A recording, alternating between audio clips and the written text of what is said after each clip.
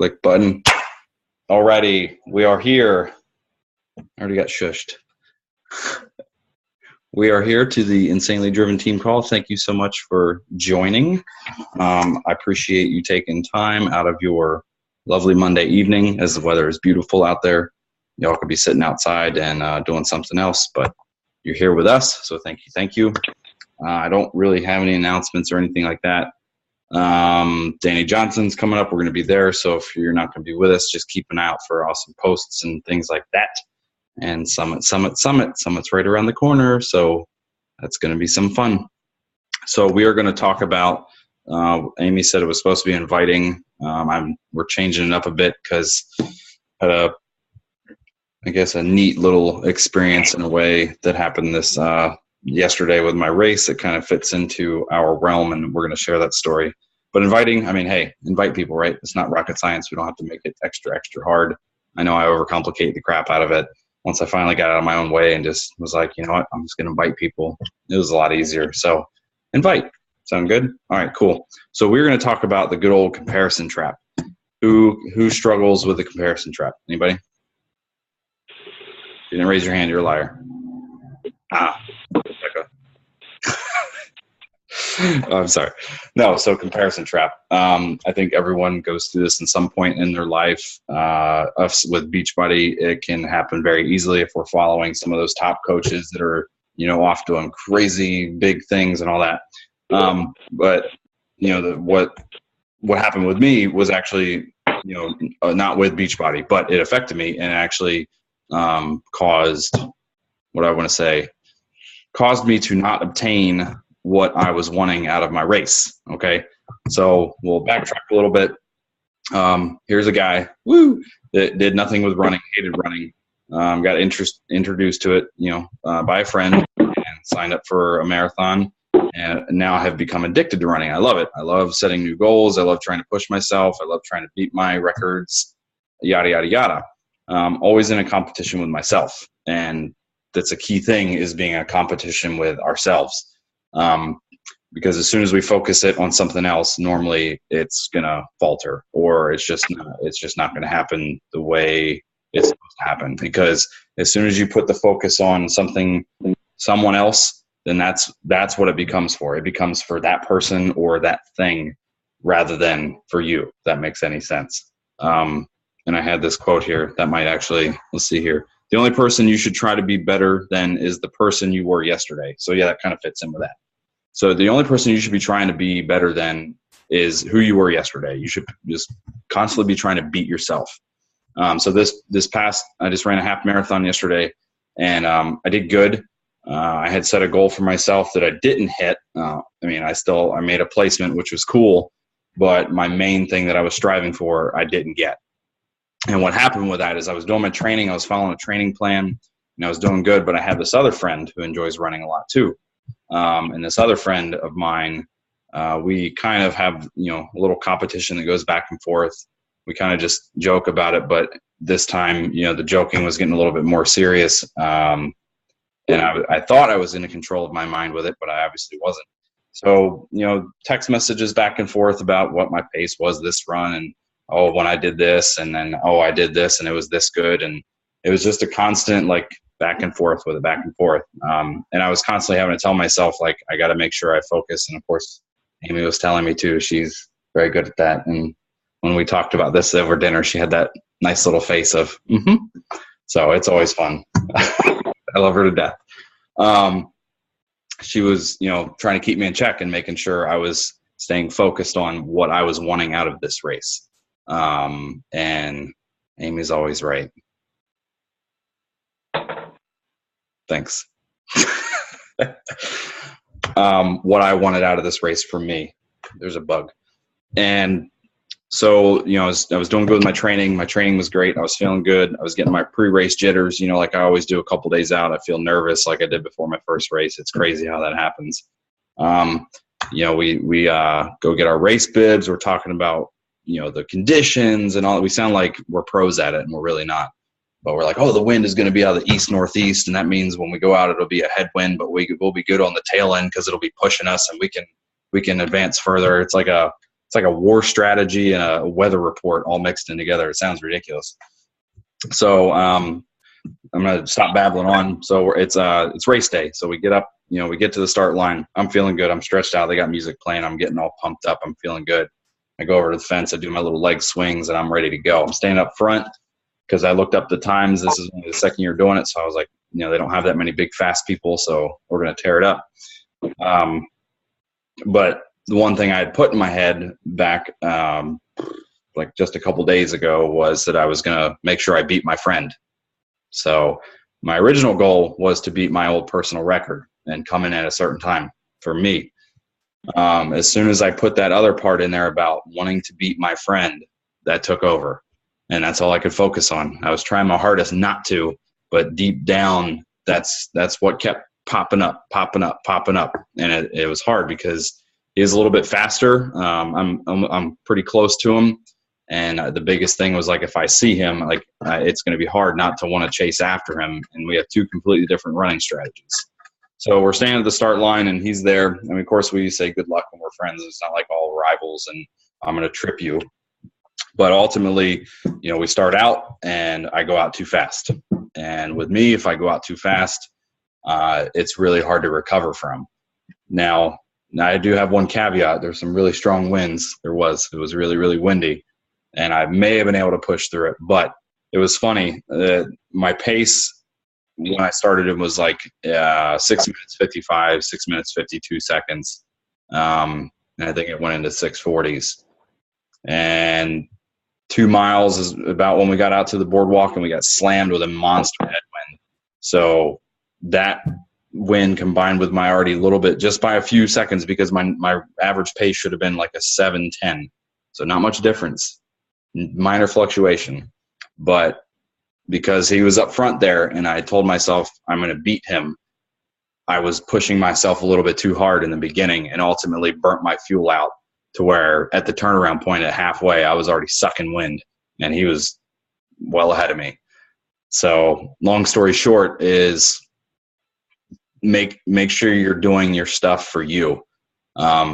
It's not bad to have a role model or someone that, I don't want to say be like, I mean, you can, in Beachbody, you want to have, like, if you have someone that when they post, it kind of speaks to you. Like me, I found Judd Welty, and when he posts, it's like exactly, it just speaks to me because he's a family guy. So he posts all about his family.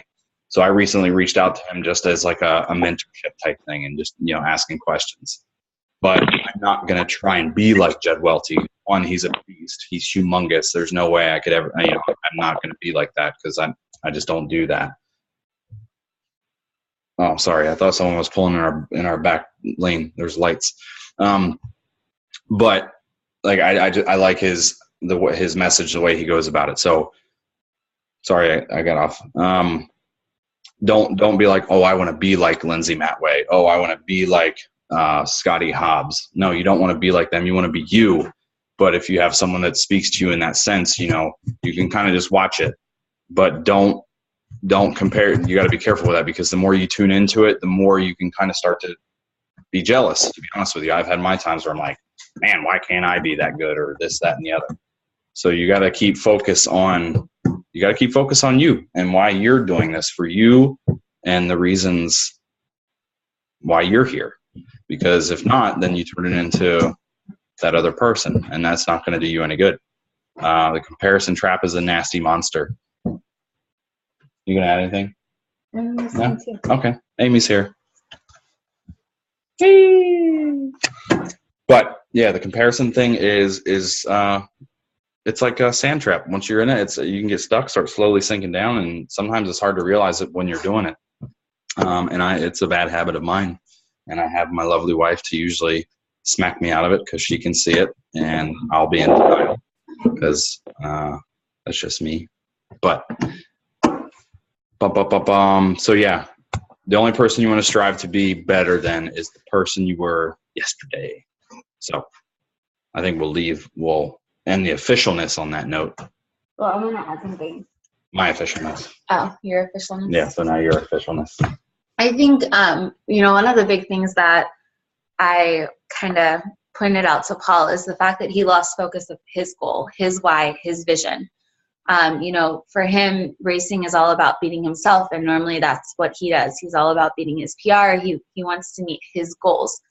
But when he turned it and he started talking smack to another coach, to his friend, and they started talking about, you know, going back and forth, it's like all of a sudden he got completely distracted by what he thought he wanted to obtain. And then when he got out there, that why, that major goal, wasn't enough to keep him going. It wasn't enough to give him that fuel. Because it was already gone. Because, you know, but he was working towards something that wasn't his true heart's desire, I guess. So I think that that's something that's really important for coaching, especially because, you know, we get so distracted by all these different coaches. And I think it's awesome to look at other coaches and see what they're doing and what they're posting about and what goals they're trying to achieve. But if we get so caught up in another coach's journey and another coach's goal and whatever it may be, we can easily forget our why and our vision and the reason why we started this journey. And then you're setting goals that don't even matter to you. So you have nothing to really push for. Because for me, the first part of my journey, I didn't dig deep. And I was setting these like silly goals that honestly, I didn't even know what they meant. Like I wanted to be elite. I could care less about it being elite now because it doesn't align to my goals. I don't want to work 15-hour days. That's not really important to me. But the thing is if you are so focused on comparing to someone else, you can easily forget what your why is, and you can start creating goals that don't mean anything to you, which then you're going to get burnout, or you're just going to lose focus completely and disconnect from coaching altogether. So I think the biggest thing that I wanted his story to really share. What? Can you still hear us? Thumbs up. Okay. Sorry. Last time that popped up, they couldn't hear us. Oh, really? Yeah. Is just making sure that you're focused on you. It's cool to have your accountability partners and everything, and share your goals and things like that. But just make sure that you are, connected to your why, your vision, and you make your goals based on that why and where you want this business to go. Don't make your goals based on, oh, that sounds cool. Like diamond is something that is put up on the pedestal, and diamond's awesome. That's where, you're really building a team and the cycle bonus that's coming in and things like that. But you can build an amazing business on just an emerald rank. Okay. So rank is not something that you need to focus on, to where if you're not diamond, you're beating yourself up and, oh, I need to be diamond and this is terrible and I should be diamond. Don't. Own what you have. Focus on volume. Focus on bringing in people that are motivated and inspired to run this business. Focus on helping people. And that's what's going to grow your business. But just make sure that you really, truly have that why, and you're, moving your business forward focused on that. I think that's what I had to say. I know I'm scatterbrained. Sorry. Yeah. The cool thing was, I throw in a little personal development aspect of it. Normally, when I don't hit the goal of mine for a run, I beat myself up bad, and I had every reason to really tear myself up over this one. And I caught myself at one point because I actually had to walk some because I was that drained, and I was getting upset. But then, I was like, well, I'm either going to push myself to over maximum and feel like absolute death, or I'm just going to do what I can do and get to the finish line because I know I'm going to finish and enjoy what I accomplished. Ultimately, I only came in 2 minutes behind my personal best for half marathon. And I still placed in my age group, which is awesome. I've never placed in a big enough race like that. So, I still hit an amazing goal. But ultimately, just from that simple little blurb that I put in my head of, I'm going to beat my friend, totally robbed everything that I put out for that race. So, just to encompass that in. But yeah, personal development allowed me to not just get all sulky and come in and be all mad and kick a rock and be like, meh. I did a Superman jump across the finish line, so I can't wait to see that picture because it'll be funny. So yeah, don't compare yourself to other people. You're you. You're gonna be you, and as long as you're doing it for you, we'll see how many more times I can say you. Sound good? Anybody got any questions? Who's got some questions? I don't have a question. I do have a few specific shout outs. Shout outs.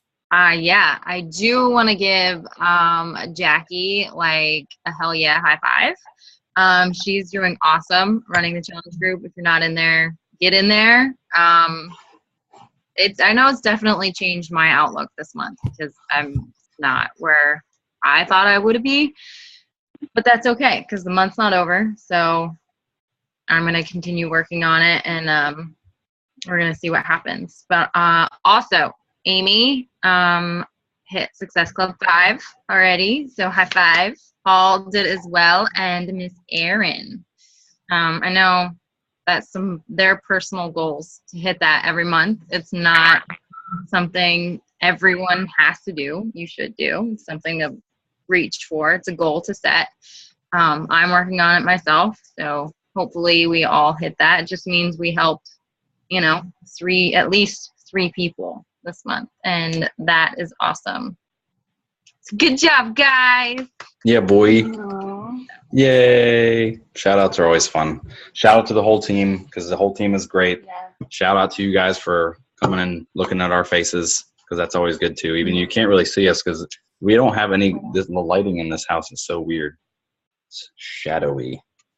We actually do have a lot of different people. The last couple of months, we've been having like different people on the Success Club Rockstar page, which is super awesome.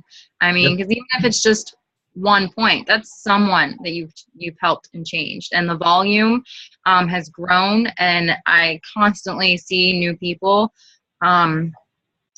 When I make that picture in that post, that's huge because not everybody wants to buy a challenge pack or HD Shakeology. So when you're first starting out, a lot of what I sold was just programs, and that's still helping people. So we do stress the importance of the Success Club, but at the same time, guys, helping people is helping people. So still be proud of yourselves for that. So high five for that too. Pat yourself on the back. Yeah, I completely 100% back that up. It's not about Success Club points. It's not about challenge packs. Obviously, challenge packs it's the best value.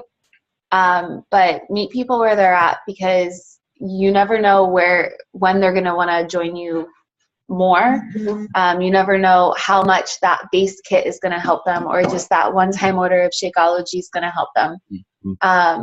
I think that's such a huge thing, Rebecca, and I'm really happy that you brought that up because it is definitely the way I started my business. It was all base kits. I think it was like a couple months in before I ever sold a challenge pack, and I think it was like one challenge pack in like 6 months. Like there was no challenge packs every month at that point. And tonight I'm in the process, sorry, I keep looking down, but I'm in the process of signing someone up who's purchased a bunch of, base kits from me, and she's finally, committing to coaching. So you never know what someone's journey is going to be. So just focus on helping people where they're at.